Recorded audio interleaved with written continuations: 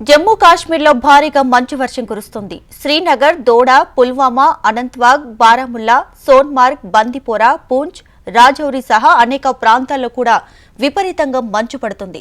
ఎత్తైన ప్రాంతాల్లో నిరంతరంగా మంచు కురుస్తుంది. మంచు దృశ్యాలు ఆకట్టుకుంటున్నాయి.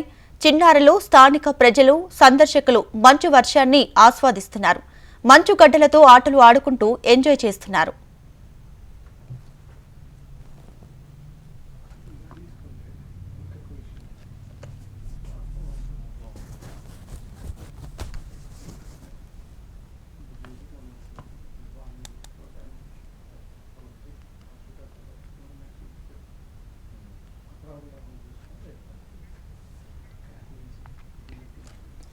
సాధారణంగా శీతాకాలంలో జమ్మూ కాశ్మీర్కి పర్యాటకుల తాకిడి ఎక్కువగా ఉంటుంది.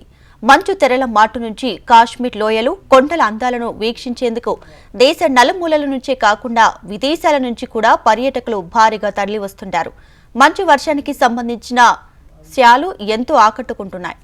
శ్రీనగర్ సహా ప్రధాన ప్రాంతాల్లో ఉష్ణోగ్రతలు కనిష్ట స్థాయికి చేరాయి. ఉష్ణోగ్రతలు -డిగ్రీలకు పడిపోయాయి. దీంతో చలి తీవ్రతకు ప్రజలు గజగజ వణుకుతున్నారు. చలి మంటలు వేసుకుని ఉపశమనం పొందుతున్నారు. ప్రముఖ దాల్ సరస్సు సహా పలు నదులు గడ్డకట్టుకుపోయాయి.